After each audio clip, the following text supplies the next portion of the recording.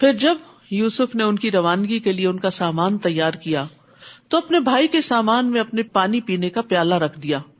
جب یہ لوگ شہر سے نکل آئے تو پیچھے سے ایک پکارنے والے نے پکار کر کہا, اے قافلے والو تم چور ہو. یعنی ٹھیک ٹھاک سامان لے کے جا رہے تھے کہ پیچھے سے شامت آ گئی. انہوں نے پکارنے والے کی طرف متوجہ ہو کر پوچھا, تمہاری کیا چیز کھو گئی ہے؟ وہ بولے, بادشاہ کا پانی پینے کا پیالہ ہمیں نہیں مل رہا. جو شخص وہ لا کر دے گا اسے ایک بار شتر یعنی ایک اونٹ برغلے کا انعام ملے گا, اور میں اس کا ضامن ہوں, گارنٹی دیتا ہوں.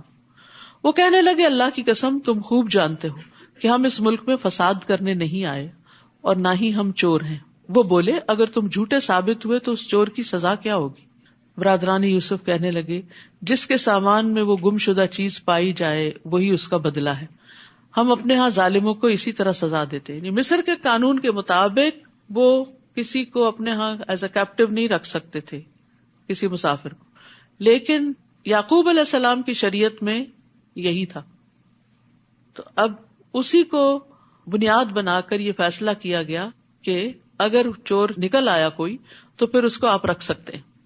پھر اس ضامن نے یوسف کے بھائی بنیامین کے سامان کی تلاشی سے پہلے دوسرے بھائیوں کے سامان کی تلاشی لینا شروع کی. پھر پیالے کو اس کے بھائی کے سامان سے برآمد کر لیا. اس طرح ہم نے یوسف کے لیے تدبیر کی تھی, یعنی یہ طریقہ ہم نے سجایا تھا اللہ کی طرف سے. بعض اوقات آپ کو آئیڈیاز آتے ہیں نا, یہ کام ایسے کر لیں, وہ ایسے کر لیں, آپ بیٹھے ہوتے ہیں خاص طور پہ نماز میں, تو اس میں آپ دیکھیے ہمیشہ یہ سوچیے کہ یہ کہاں سے خیال آ گیا مجھے, تو سوچا بھی نہیں تھا. تو وہ ایک طرح سے اللہ تعالیٰ کی ایک تائید ہوتی ہے آپ کو. اور جو برے برے خیال آتے ہیں وہ شیطان کی طرف سے ہوتے ہیں, وہ وسوسے جو ہوتے ہیں وہ پریشان کرتا ہے آپ کو. یوسف کے لیے مناسب نہ تھا کہ شاہ مصر کے قانون چوری کے مطابق اپنے بھائی کو اپنے پاس رکھ سکے, الا یہ کہ ہم جس کے چاہیں درجات بلند کر دیتے ہیں, اور ایک علیم ہستی ایسی ہے جو ہر صاحب علم سے بالا تر ہے. ہر علم والے کے اوپر ایک اور علم والا ہوتا ہے, یعنی انسانوں میں سے بھی. یہ کس لیے بات کی گئی؟ تاکہ کوئی اپنے آپ کو سب سے بڑا عالم نہ سمجھے کہ میں نابغہ روزگار ہوں اور سب سے زیادہ تو علم میرے ہی پاس ہے, اس تکبر میں مبتلا نہ ہو. اور دوسرا معنی اس کا یہ ہے کہ جتنے بھی دنیا میں بڑے بڑے علم والے ہیں ان سب کے اوپر اللہ کا علم محیط ہے. سب سے بڑا علم والا اللہ ہی ہے.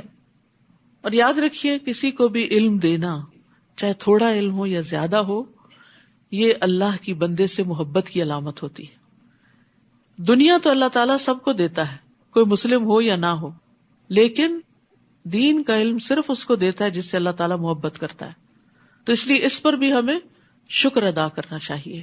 اور پھر یہ کہ صرف علم نہیں بلکہ اس کا فہم بھی, اس کی سمجھ بھی, تفقہ فی الدین. من یرد اللہ بہ خیرا یفقہہ فی الدین, جس کے ساتھ اللہ تعالیٰ بھلائی کا ارادہ کرتا ہے اس کو دین کی سمجھ عطا کر دیتا ہے. برادران یوسف کہنے لگے, اگر اس نے چوری کی ہے تو اس سے پیشتر اس کا بھائی یوسف بھی چوری کر چکا ہے, ابھی نہیں چھوڑا ان کو. یعنی جب آپ کسی سے حسد کرتے ہیں نا تو پھر کوئی موقع نہیں جانے دیتے اس کو گرانے کا, بدنام کرنے کا. کہیں نہ کہیں پھر آپ کے منہ سے کچھ نہ کچھ نکل آتا. تو آپ نہیں دیکھ رہے کہ کہاں کھڑے ہیں, سال ہا سال گزر چکے ہیں یوسف کو تمہارے ہاتھ سے گئے ہوئے, لیکن ابھی بھی تم اس کو معاف نہیں کر رہے. یوسف نے ان کے اس الزام کو دل میں چھپائے رکھا اور ان پہ کچھ ظاہر نہیں کیا. سبحان اللہ. یہ ہوتا ہے صبر. بڑی بڑی باتیں دل میں اس طرح رکھنا کہ کسی کو شائبہ بھی نہ گزرے, شک بھی نہ گزرے. تو جو شیلو لوگ ہوتے ہیں نا, ان کے اندر کوئی بات ٹکتی نہیں, ادھر سے سنی ادھر نکالی, اور اس سے بڑے فسادات پیدا ہوتے ہیں. بہت سی خرابیاں, آپس میں لوگوں کی لڑائیاں اور کئی قسم کے مسائل پیدا ہوتے ہیں. بعض لوگ خوشی کی خبر کو نہیں سنبھال سکتے اور بڑھ چڑھ کر اس کا اظہار کرتے ہیں, کیا ہوتا ہے پھر نظر لگ جاتی. بعض لوگ غم کی خبر کو, بعض کا دکھ کی خبر کو, کسی کی طرف سے پہنچنے والی اذیت کو, اور اب تو ماشاءاللہ اپنے کلوز سرکل میں کیا اور اپنے خاندان میں کیا, اب تو پوری دنیا کے ساتھ ہم شیئر کرتے ہیں. ہر تھوڑی دیر بعد فیس بک کا سٹیٹس چینج کر رہے ہوتے ہیں, ہر وقت اپنے دل پہ کیا گزر رہی ہے, گھر میں کیا ہو رہا ہے, کیا کھا رہے ہیں, کیا پی رہے ہیں, کیا پہن رہے ہیں, کیا خرید رہے ہیں, کہاں جا رہے ہیں. یعنی مجھے تو بعض اوقات ایک سکنس جیسی لگتی ہے اور کوئی مقصد سمجھ نہیں آتا کہ یہ ساری باتیں, اس میں کوئی علم نافع نہیں, کسی کے علم اور تجربے میں کوئی اضافہ نہیں ہوگا, بلکہ اس سے نقصان ہی ہوئے ہیں کہ جن لوگوں کو وہ سب کچھ میسر نہیں ہوتا وہ پھر اپنے آپ کو ان سے کمپیئر کر کر کے حسرتوں کا شکار ہوتے ہیں اور اس سے غم اور دکھ اور زیادہ بڑھتے ہیں. تو نعمتوں کو بلا ضرورت لوگوں کے سامنے نہیں رکھنا چاہیے. حدیث میں آتا ہے کل ذی نعمت محسود، ہر صاحب نعمت حسد کیا جاتا ہے. پھر آپ حسد کا شکار ہوتے ہیں، پھر آپ کے دشمنوں کی تعداد میں اضافہ ہوتا ہے. آپ سمجھتے ہیں آپ کی نعمت کی وجہ سے لوگ آپ کی بڑی تعریف کریں گے، آپ کے فین ہو جائیں گے اور آپ کے بظاہر فالوور ہو جائیں گے، لیکن حقیقت میں وہ حسد بھی کر رہے ہوتے ہیں. اور دوسری بات یہ ہے کہ جب کوئی مقصد ہو تو پھر آپ فَأَمَّا بِنِعْمَةِ رَبِّكَ فَحَدِّثْ، پھر اس کا ذکر کریں.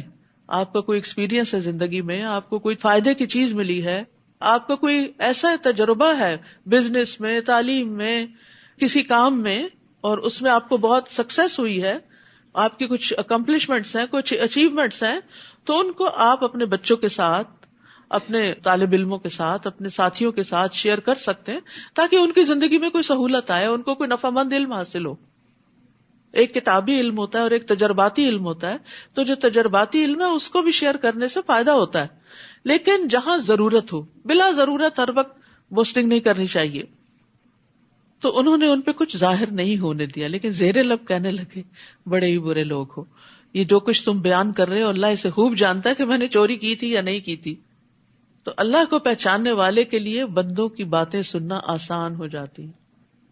یعنی اس میں ایک دوسرا پہلو بھی ہے کہ انہوں نے یوسف کو تانا دیا، گمشدہ یوسف کو تانا دیا، اور نہیں پتا تھا کہ سامنے وہی ہیں. ادھر ان کی چاپلوسی کر رہے تھے اور ادھر ایسی بات کر رہے تھے. تو آپ دیکھیے کہ یوسف علیہ السلام نے برداشت کیسے کیا. میرا یہاں پر پوائنٹ یہ ہے کہ لوگوں کی باتیں کون برداشت کر جاتا ہے. عام طور پر لوگوں کو کہتے سنا اب برداشت نہیں ہوتا، کیونکہ ایمان کمزور ہو گیا. جب ایمان بڑھتا ہے تو برداشت بڑھتی ہے، اللہ کی معرفت بڑھتی ہے، آخرت کا احساس بڑھتا ہے، تو انسان کی برداشت بھی زیادہ ہوتی چلی جاتی. اس کا ضروری نہیں کہ تعلق عمر کے ساتھ ہی ہو، کہ عمر کے ساتھ ساتھ برداشت کم ہو جاتی ہے. یوسف علیہ السلام کافی بڑے ہو چکے تھے اب، لیکن چونکہ ایمان تھا اور اللہ کی پہچان تھی تو اس لیے انہوں نے اس بات کو پی لیا. وہ کہنے لگے حضور والا، ابھی چور کہہ رہے ہیں، ابھی حضور والا، ایھا العزیز، اس کا باپ بہت بوڑھا ہو چکا ہے، لہٰذا اس کے بجائے ہم میں سے کسی کو رکھ لیجئے. ہم دیکھ رہے ہیں کہ آپ بہت احسان کرنے والے ہیں. سبحان اللہ. جیل کے ساتھیوں نے بھی کہا انا نراک من المحسنین. اب یہ بھائی بھی کہہ رہے ہیں انا نراک من المحسنین. تو جو محسن ہوتا ہے وہ ہر جگہ ہی محسن ہوتا ہے، اور ہر جگہ اس کے احسان کو اکنالج کر لیا جاتا ہے. پھر یعنی محسن کا احسان چھپا نہیں رہتا، یہ ایک ایٹیٹیوڈ ہوتا ہے. یوسف نے کہا معاذ اللہ، اس بات سے اللہ کی پناہ، ہم تو اسے ہی پکڑیں گے جس کے ہاں ہم نے اپنا گمشدہ سامان پایا ہے. اگر ہم ایسا کریں تب تو ہم ظالم ٹھہرے. پھر جب وہ یوسف سے مایوس ہو گئے تو علیحدہ ہو کر مشورہ کرنے لگے. سب سے بڑے بھائی نے کہا یہ پتا ہے کہ تمہارے باپ نے اللہ کے نام پر تم لوگوں سے پختہ عہد لیا ہوا ہے، نیز تم اس سے پیشتر یوسف کے معاملے میں بھی زیادتی کر چکے، یعنی احساس تھا ہم نے غلط کیا. اب تو میں یہاں سے کبھی نہیں جاؤں گا یہاں تک کہ میرا باپ مجھے حکم دے یا اللہ میرے لیے فیصلہ کر دے، یعنی مجھے کوئی قوت دے کہ بھائی کو چھڑا کے لے جاؤں. وہی سب سے بہتر فیصلہ کرنے والا ہے. تم لوگ اپنے باپ سے جا کر کہو ابا جان آپ کے بیٹے نے چوری کی ہے. ہم نے وہی گواہی دی ہے جو ہم جانتے تھے، اور ہم پوشیدہ چیزوں کے نگہبان نہیں. ہم نے نہیں دیکھا لیکن بس بات ایسی ہو گئی ہے. آپ ان بستی والوں سے پوچھ لیجئے جہاں ہم رہے، اور قافلے سے بھی جن کے ساتھ ہم آئے، اور ہم یقیناً سچے ہیں. اب انہیں اپنی سچائی کا یقین دلانا پڑ رہا ہے کیونکہ اعتماد کھو چکے ہیں.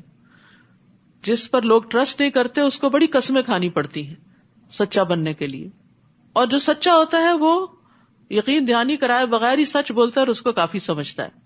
یعقوب نے جواب دیا بات یوں نہیں بلکہ تم نے ایک بات بنا کر اسے بنا سنوار کر پیش کر دیا ہے.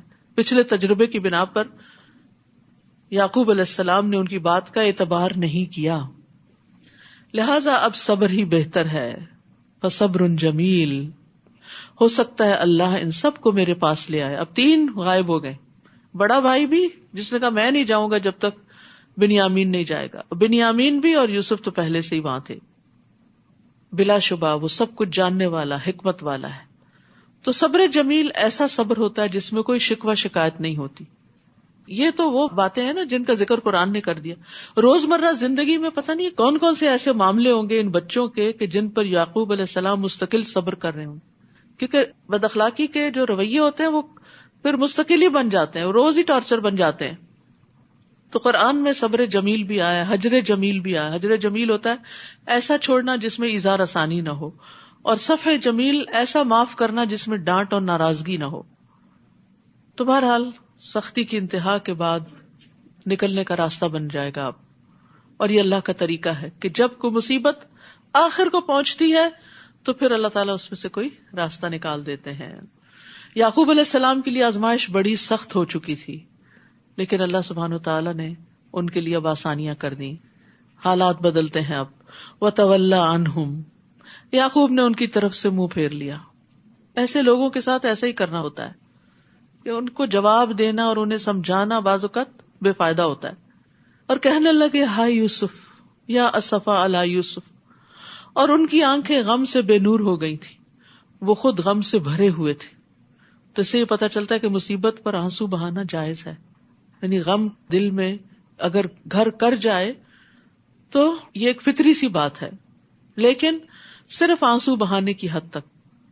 جیسے اپنے بیٹے ابراہیم کی وفات پر نبی صلی اللہ علیہ وسلم آنسو بہا رہے تھے تو عبد الرحمن بن عوف نے کہا تھا آپ بھی روتے ہیں؟ آپ نے فرمایا اے ابن عوف یہ تو ایک رحمت ہے. یعنی غم دکھ کے موقع پر آنسو کا آ جانا رحمت کی علامت ہے. فرمایا آنکھ اشک بار ہے، دل غم زدہ ہے، لیکن ہم زبان سے وہی کہیں گے جس سے ہمارا مالک راضی ہو. اے ابراہیم تیری جدائی سے یقیناً ہم غمگین ہیں. تو مصیبت کے وقت غم کا ہونا تقویٰ کے خلاف نہیں، لیکن جزا فضا کرنا منع ہے.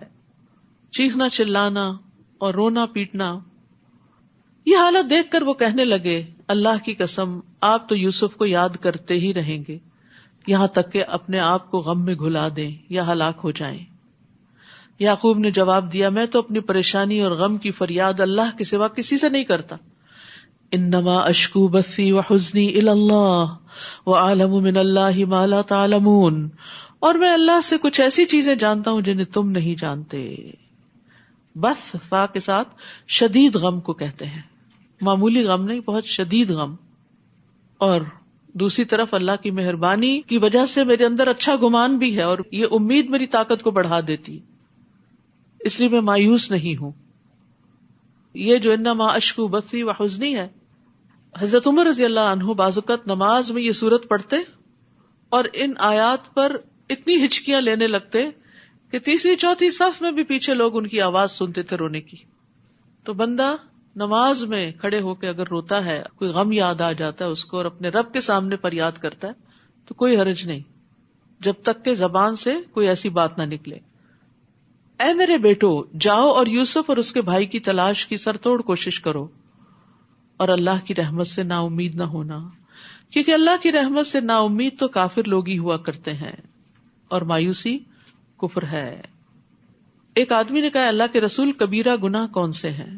آپ نے فرمایا اللہ کے ساتھ شرک کرنا، اللہ کے رزق سے نا امید ہونا اور اللہ کی رحمت سے مایوس ہونا. تو کبھی بھی حالات کتنے بھی تنگ ہوں مایوس نہ ہو، آپ پازیٹو رہیں کہ ایک وقت آئے گا کہ اللہ تعالیٰ اس کو تبدیل کر دے گا. یوسف علیہ السلام نے ان سے پوچھا پتا ہے تم نے یوسف اور اس کے بھائی کے ساتھ کیا سلوک کیا تھا جبکہ تم نادان تھے؟ بینیفٹ آف ڈاؤٹ، تمہیں سمجھ نہیں تھی. جان کے دشمن سامنے کھڑے ہیں، حاسد سامنے کھڑے ہیں اور ان کے ساتھ بھی اچھی طرح بات کر رہے ہیں. تم نادان تھے اس لیے تم نے یہ کر لیا. ہم دوسرے کو یہ بینیفٹ نہیں دیتے کہ یہ نا سمجھ ہے، اس کو دین کا علم نہیں، اس کے اندر اللہ کا خوف نہیں ہے، اس کی اپنی مجبوریاں ہیں، اس لیے اگر یہ کرتا ہے تو اگنور کرو اس کو. یہ طریقہ ہمیں نہیں آتا. ہم اس وقت پوری عقل کی بات اس سے چاہتے ہیں جو نادان شخص ہوتا ہے. یاد رکھیے نادانی اور جہالت صرف یہ نہیں ہوتی کہ پڑھا لکھا نہ ہو انسان، بعض پڑھے لکھے بھی بڑے ناسمجھ ہوتے ہیں، معاملہ کرنا ان کو نہیں آتا ہوتا. تو زندگی میں ایسے رویوں کا جب سامنا کرنا پڑے، ایسی باتیں سننی پڑے تو یہی سوچا کریں کہ نہ سمجھ آئیے، اگر اس کو سمجھ ہوتی تو یہ بات منہ سے نہ نکالتا. تو اس سے انسان کے اپنے اندر پھر وہ تکلیف کا لیول نہیں بڑھتا. نبی صلی اللہ علیہ وسلم نے فرمایا سختی، اکھڑ پن جس چیز میں ہوگا اسے بدنما کر دے گا، اور بے شک اللہ بہت نرم خو ہے، نرمی کو پسند کرتا ہے. تو لوگوں کے تلخ رویوں کے مقابلے میں نرمی اختیار کرنی چاہیے، اور نرمی پہ اللہ تعالیٰ اتنا عطا کرتا ہے جو سختی پر عطا نہیں کرتا. وہ چونک کے بولے کیا تم ہی یوسف ہو؟ یوسف نے کہا ہاں میں ہی یوسف ہوں، اور یہ میرا بھائی ہے بنیامین. اللہ نے ہم پر بہت بڑا احسان فرمایا ہے. قد من اللہ علینا انہ من یتقی ویصبر فان اللہ لا یضیع اجر المحسنین.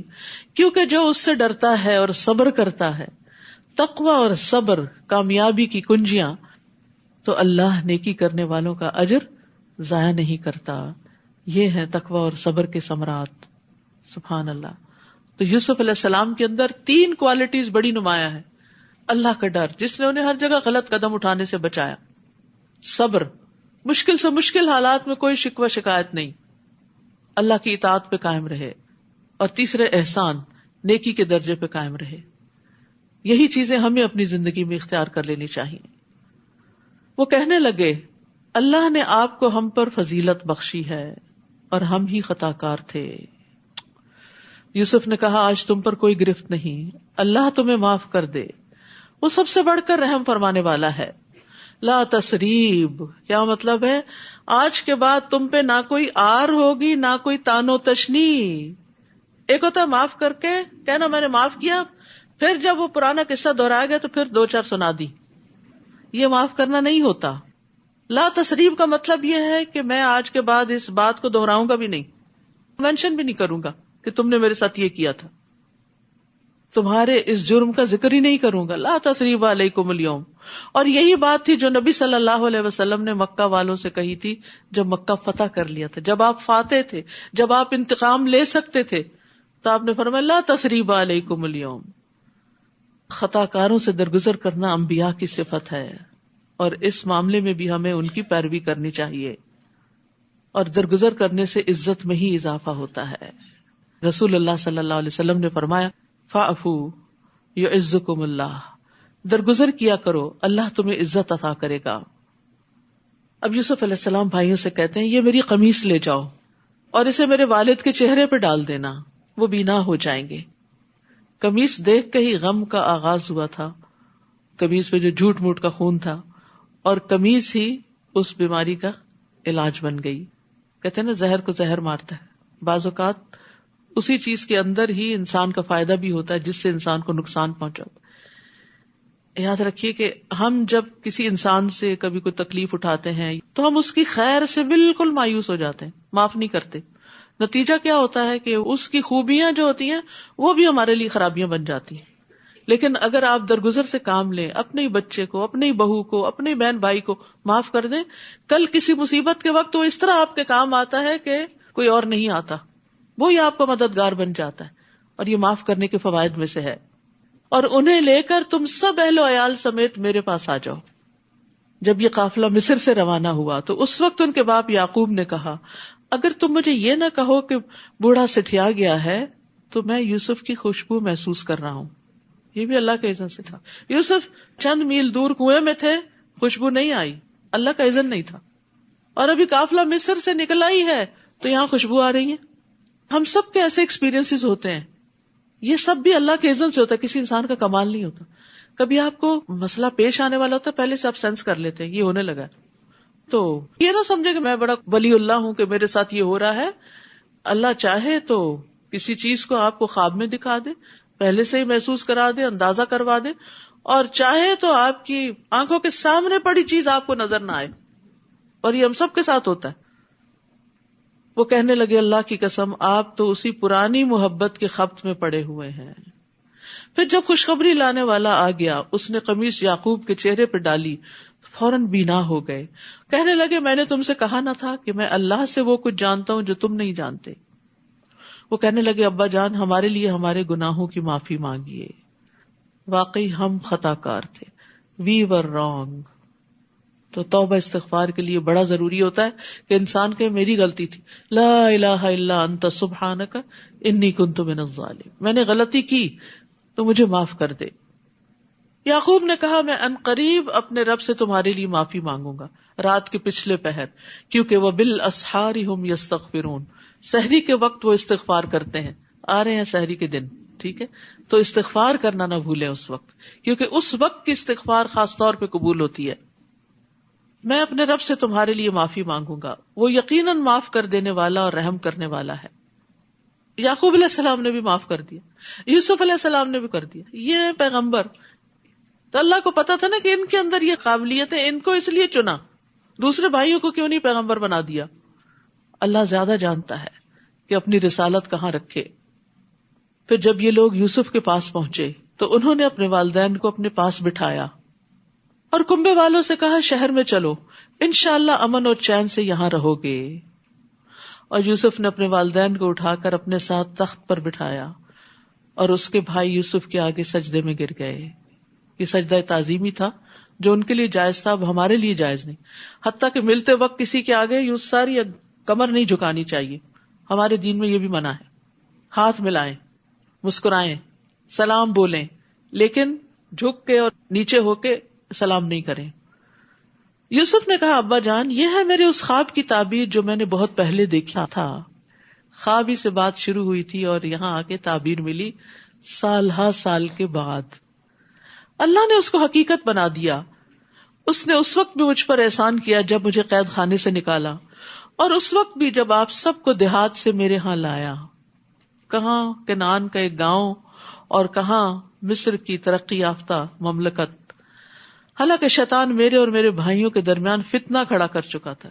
کبھی نفس کو بلیم کرتے، کبھی شیطان کو کرتے ہیں، انسانوں کو نہیں کرتے، بھائیوں کو نہیں کرتے. بلا شبہ میرا رب غیر محسوس تدبیروں سے اپنی مشیت پوری کرتا ہے.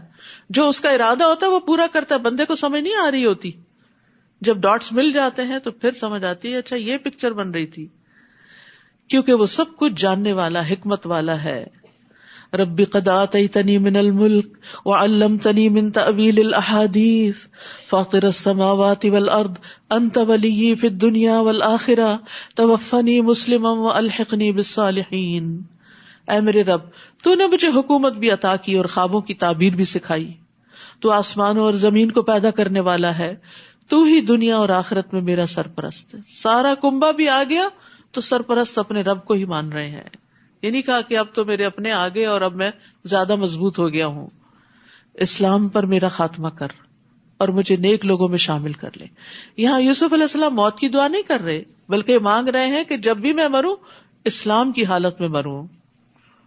تو تکمیل نعمت کے لیے دنیا میں کتنی بھی بڑی سے بڑی اچیومنٹ آپ کو ہو، بڑی سے بڑی نعمت ملے، لیکن اگر خاتمہ اچھا نہیں نا تو کچھ اچھا نہیں. تو اچھے خاتمے کی دعا کرنی چاہیے. اللہم احسن عاقبتنا فی الامور کلہا واجرنا من خزی الدنیا وعذاب الآخرہ. اور اسی طرح یہ دعا بھی ہے اللہم توفنا مسلمین واحینا مسلمین والحقنا بالصالحین غیر خزایا ولا مفتونین. اور نبی صلی اللہ علیہ وسلم کی آخری دعا کیا تھی؟ اللہم اغفر لی وارحمنی والحقنی بالرفیق الاعلی. تو اچھی صحبت کی دعا دنیا میں بھی، مرنے کے بعد بھی. وتوفنا مع الابرار، اللہ دنیا میں بھی نیک لوگوں کا ساتھ اور موت بھی نیک لوگوں کے ہاتھوں میں آئے. ذالک من انباء الغیب نوحیہ الیک. اے نبی صلی اللہ علیہ وسلم، یہ قصہ بھی غیب کی خبروں میں سے ہے جس کو ہم آپ کی طرف وحی کر رہے ہیں. آپ اس وقت ان کے پاس تو نہیں تھے جب برادران یوسف نے ایک بات پر اتفاق کر لیا تھا اور اسے عملی جامہ پہنانے کی مکارانہ سازش کر رہے تھے. اور آپ خواہ کتنا ہی چاہیں، ان میں سے اکثر لوگ ایمان لانے والے نہیں، قصہ سنتے ہیں، پڑھتے ہیں، جانتے ہیں، عمل نہیں کرتے. آپ اس تبلیغ پر ان سے کچھ بھی نہیں مانگتے. یہ تو تمام اہل عالم کے لیے ایک نصیحت ہے. آسمانوں اور زمین میں کتنی ہی نشانیاں ہیں جن پر یہ لوگ گزرتے ہیں اور ان کی طرف توجہ ہی نہیں کرتے.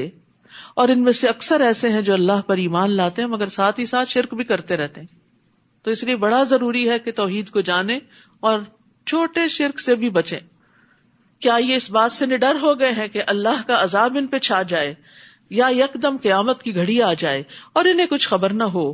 آپ ان سے کہہ دیجئے میرا راستہ یہی ہے کہ میں اللہ کی طرف بلاتا ہوں. میں خود بھی اس راہ کو پوری روشنی میں دیکھ رہا ہوں اور میرے پیروکار بھی. اللہ پاک ہے اور مشرکوں سے میرا کوئی واسطہ نہیں، یعنی میں شرک کرنے والوں میں سے نہیں. آپ سے پہلے ہم نے جتنے رسول بھیجے وہ سب مرد ہی تھے، یعنی عورتیں رسول نہیں بنا کر بھیجی گئیں. ایک بھاری ذمہ داری ہوتی ہے، تو اس لیے مردوں ہی کو رسول بنا کر بھیجا گیا، اور انہی بستیوں کے رہنے والے. دوسرا یہ کہ انہی کی قوم کے اندر سے اٹھائے گئے جن کی طرف ہم وحی کرتے رہے. کیا یہ لوگ زمین میں چلتے پھرتے نہیں ہیں کہ دیکھ لیتے جو لوگ ان سے پہلے گزر چکے ان کا کیا انجام ہوا؟ اور جو لوگ اللہ سے ڈرتے ہیں ان کے لیے آخرت کا گھر ہی بہتر ہے. کیا یہ کچھ سمجھتے نہیں؟ پہلے پیغمبروں کے ساتھ بھی یہی کچھ ہوتا رہا، حتیٰ کہ جب رسول مایوس ہو گئے اور لوگوں کو بھی یقین ہو گیا کہ ان سے جھوٹ بولا گیا ہے، تو پیغمبروں کے پاس ہماری مدد آ گئی. پھر ہم جسے چاہتے ہیں بچا لیتے ہیں، تاہم مجرم لوگوں سے ہمارا عذاب ٹالا نہیں جاتا. ان قصوں میں اہل عقل اور خرد کے لیے کافی سامان عبرت ہے.